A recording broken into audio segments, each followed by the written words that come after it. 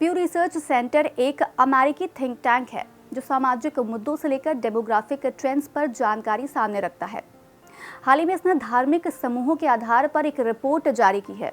इस रिपोर्ट के मुताबिक अगली आधी शताब्दी में सबसे बड़े धर्म के रूप में ईसाई धर्म की जगह मुसलमानों की जनसंख्या विश्व भर में दोगुनी गति से बढ़ेगी। यानी 2050 के बाद इस्लाम विश्व भर में सर्वाधिक जनसंख्या वाला पहला धर्म बन जाएगा। प्यू रिसर्च सेंटर की इस रिपोर्ट के साथ ही एक्स मुस्लिम मूवमेंट भी चर्चा में है। तो ये एक्स मुस्लिम कौन होते हैं, इनसे जुड़ा मूवमेंट क्या है और इसकी शुरुआत कब और क्यों हुई, आज इस कार्यक्रम में ऐसे ही कुछ मुद्दों पर बात करेंगे। इस्लाम धर्म को मानने वाले लोगों की आबादी को देखें तो ईसाइयों के बाद ये सबसे बड़ा धर्म है, साथ ही ये सबसे तेजी से बढ़ने वाला धर्म भी है।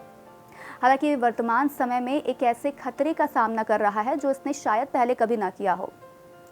ये खतरा है दुनिया में इस्लाम छोड़ने वालों की बढ़ती हुई आबादी का, जो खुद की पहचान एक्स मुस्लिम के रूप में बताते हैं। एक्स मुस्लिम वे लोग होते हैं जो मुसलमान के रूप में पले बढ़े या इस्लाम के अनुयायी थे, लेकिन बाद में उन्होंने इस्लाम धर्म छोड़ दिया। हाल के कुछ दिनों में उनकी संख्या में वृद्धि हुई है। यह अमेरिका और यूरोप से बढ़ते हुए दुनिया के कई देशों में फैल रहा है। इसमें भारत भी शामिल है। यहाँ ये केरल में सबसे ज़्यादा एक्टिव है। ये अपनी पहचान गुप्त ना रखकर बाकायदा एक संगठन के रूप में कार्य करते हैं। इस संगठन का नाम है एक्स मुस्लिम ऑफ केरल यानी EMU। ये संगठन करीब 5 साल पहले उनके लिए बना जो इस्लाम छोड़ चुके हैं। इसके अलावा एक अन्य ग्रुप जिसका नाम नॉन रिलीजियस सिटीजन भी है।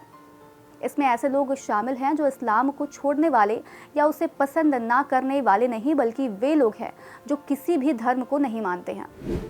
इस्लाम में धर्म त्याग के बारे में बात करें तो ऐसी मान्यताओं के कारण पूर्व मुसलमानों को अभी भी अपने परिवारों और समुदायों से बहिष्कार या प्रतिरोध का सामना करना पड़ता है। ये इस बात पर निर्भर करता है कि वे किस देश में रहते हैं।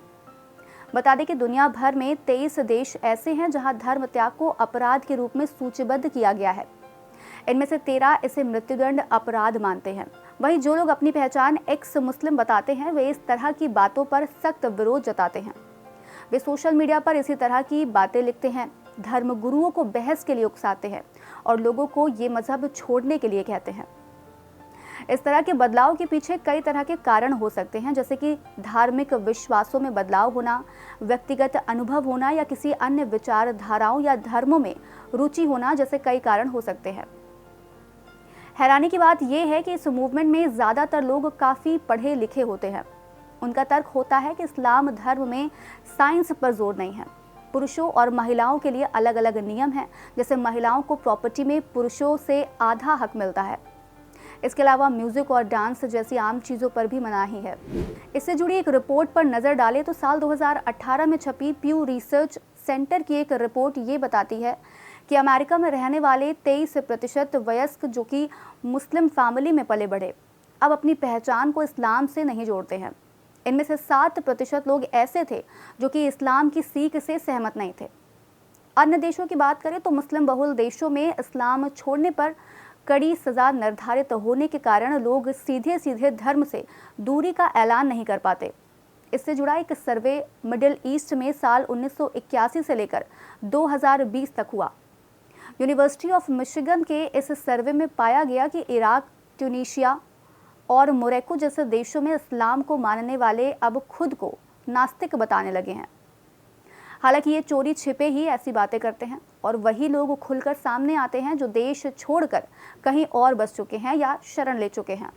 इसके अलावा लेबनान में 43% लोगों ने माना कि वे अपने घर या फिर कंफर्ट जोन में इस्लाम की प्रैक्टिस नहीं करते हैं।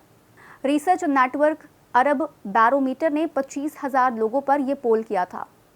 साल 2016 में एक्स मुस्लिम के डर और खतरों पर आधारित एक डॉक्यूमेंट्री आई थी। नॉर्वे में बनी इस फिल्म का नाम था इस्लाम नॉन बिलीवर्स। फिल्म में बताया गया था कि किस तरह से उन्हें खतरा है और उन्हें कैसे धमकियां मिलती हैं। इससे बचने के लिए उन्होंने अपने जैसी सोच वालों को जोड़ना शुरू किया और यहाँ से शुरुआत हुई एक्स मुस्लिम कम्युनिटी बनने की। ये एक तरह का सपोर्ट नेटवर्क है जो एक तरह की सोच वालों की मदद करता है। तो बस आज कार्यक्रम में इतना ही। हम फिर मिलेंगे कुछ नई जानकारी के साथ। तब तक के लिए मुझे दीजिए इजाज़त। नमस्कार।